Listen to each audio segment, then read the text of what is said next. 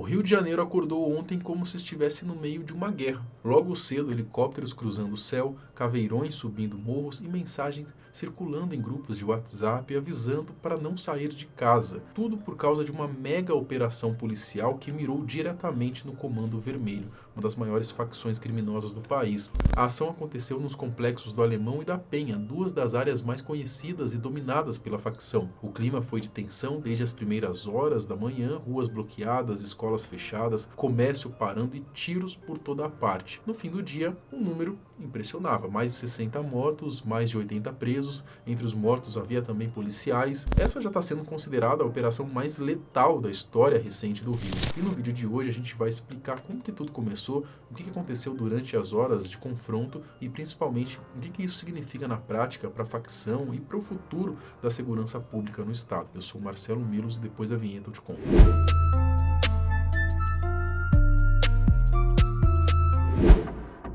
A população do Rio assistiu nesta terça-feira à mais letal operação policial já feita em morros da cidade. Com o objetivo de prender traficantes do Comando Vermelho, os complexos do Alemão e da Penha, na zona norte do Rio, foram alvo de uma mega operação das polícias civil e militar. Os dois conjuntos de favelas foram transformados em zonas de guerra.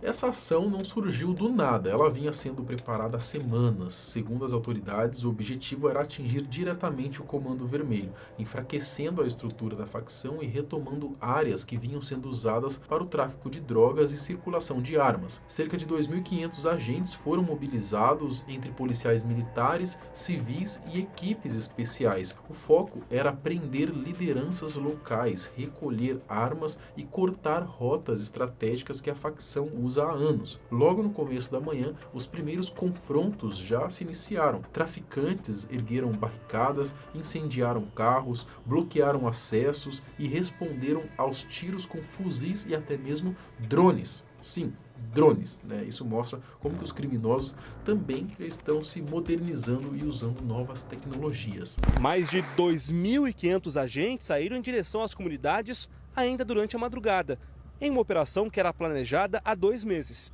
Drones, helicópteros, 32 blindados e 12 veículos de demolição fizeram parte do apoio usado pela polícia. Assim que as equipes chegaram às comunidades, criminosos fizeram barricadas para tentar impedir a aproximação dos policiais. Essa imagem mostra um drone do Comando Vermelho arremessando bombas no complexo da Penha. Com a operação avançando, o tiroteio ficou intenso. O som de tiros ecoou por toda a região, ônibus pararam de circular, crianças ficaram presas em escolas e moradores tentavam se proteger dentro de casa. Já esse vídeo registrou o momento em que uma equipe da polícia é alvo de disparos. Por causa da ação das forças de segurança, serviços básicos foram afetados nas comunidades. Ao menos 48 escolas ficaram fechadas.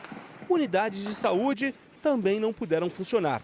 Blindados cercaram os acessos e helicópteros davam apoio por cima. Em vários vídeos gravados por moradores, dava para ouvir rajadas de tiros praticamente sem parar. Era como se a cidade tivesse entrado num verdadeiro campo de batalha. Ao longo do dia, dezenas de fuzis foram apreendidos. Só isso já mostra o tamanho do poder de fogo da facção. 81 suspeitos foram presos. Entre eles, um operador financeiro de Edgar Alves de Andrade, conhecido como Doca, um dos chefes da facção. A polícia também apreendeu 75 fuzis. O governo chamou a ação de enfrentamento ao narcoterrorismo, um termo forte que mostra como a guerra contra o crime organizado no Rio chegou num nível que lembra de fato um conflito armado. Quando o balanço começou a sair no fim da tarde, o impacto foi imediato, né? Mais de 60 pessoas mortas, 81 presas. Entre os mortos estavam também 4 policiais, né? 2 civis e 2 do BOPE. Esses números colocam essa ação acima da operação do Jacarezinho em 2021, que tinha sido a mais letal até então. Ou seja, a gente está falando de algo histórico e trágico, né? Como sempre acontece, os números acenderam uma discussão, né? De um lado, tem quem defende operações desse tamanho, dizendo que são necessárias para enfrentar facções poderosas. Do outro, quem alerta para os riscos e o alto custo humano, né, principalmente para os moradores que acabam no meio do fogo cruzado. Essa era mais uma etapa da Operação Contenção, uma iniciativa permanente do governo para combater o avanço do Comando Vermelho no estado. Mas em poucas horas já havia se tornado a operação mais letal da história do Rio de Janeiro. 64 pessoas morreram. Para entender a importância dessa operação, é preciso entender quem está sendo atacado, né? O Comando Vermelho. Essa facção nasceu no sistema prisional do Rio e com o tempo se espalhou por todo o estado e por outras regiões do país. Hoje controla rotas de tráfico, movimenta muito dinheiro e tem acesso a armamentos pesados. A base do poder da facção está justamente nas comunidades, principalmente nos complexos do Alemão e da Penha, que são estratégicos, né? Ali eles controlam entradas e saídas, fazem segurança armada e dominam o território. É como se fossem zonas de controle paralelo, onde o Estado praticamente não entra. Enquanto o governo do Estado comemorou os resultados da operação, dizendo que foi um duro golpe contra o tráfico, organizações de direitos humanos pediram a investigação e alertaram sobre a letalidade, né? É um debate que sempre aparece no Rio, o quanto uma operação assim realmente enfraquece as facções e o quanto só aumenta a tensão nas comunidades. Há também uma questão prática, né? Muitas vezes as grandes lideranças não estão no morro, né? Estão em outros estados ou até em outros países, coordenando tudo à distância. Isso significa que mesmo com prisões e apreensões, a estrutura pode se reorganizar depois de um tempo. Enquanto tudo isso acontecia, o Rio praticamente parou, né? As escolas suspenderam as aulas, linhas de ônibus foram interrompidas e muita gente não conseguiu sair de casa para trabalhar. Foi um dia de medo, né? De terror. Universidades precisaram suspender as aulas e empresas liberaram os funcionários mais cedo. A Câmara Municipal do Rio de Janeiro também suspendeu a sessão plenária que aconteceria hoje. No final da tarde, o metrô e o BRT registraram filas e muitos transtornos. 204 linhas de ônibus também foram afetadas. Nas redes sociais, vídeos mostravam helicópteros sobrevoando comunidades, rajadas de tiros, moradores tentando se proteger. Do lado de fora, quem estava no trânsito via as estradas cercadas por blindados. Bom, era um retrato forte, né, de como essa guerra impacta diretamente a vida de milhões de pessoas.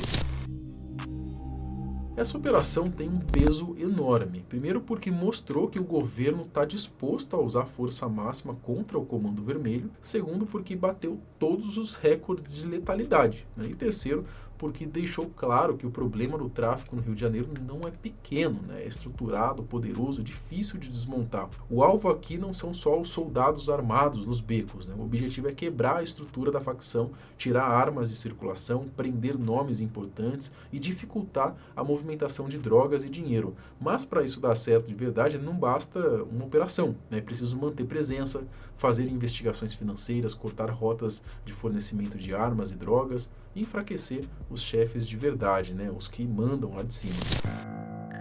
A história mostra que depois de ações grandes assim, as facções costumam reagir. Podem tentar retomar o território, testar os limites da polícia ou mudar a forma de agir. Por isso, especialistas alertam que o principal não é só invadir, né? É ficar, manter presença, enfraquecer financeiramente a facção e impedir que ela se reorganize. Se isso acontecer, o Comando Vermelho pode sair realmente enfraquecido. Caso contrário, tudo volta ao ponto de partida. O que aconteceu ontem no Rio de Janeiro não é apenas mais uma operação, né? É um recado claro de que a guerra entre o Estado e facções chegou num novo patamar. De um lado, o governo disposto a endurecer, né? E do outro lado, uma facção que há anos domina territórios inteiros. E a pergunta que fica é, né? Será que dessa vez o Estado vai conseguir manter o controle ou daqui a alguns meses tudo volta a ser como antes, né? O que você acha? Comenta aqui embaixo, deixa a sua opinião nos comentários, deixa aqui também a sua sugestão para o próximo vídeo aqui nos comentários ou lá no meu Instagram. Até o próximo. Tchau.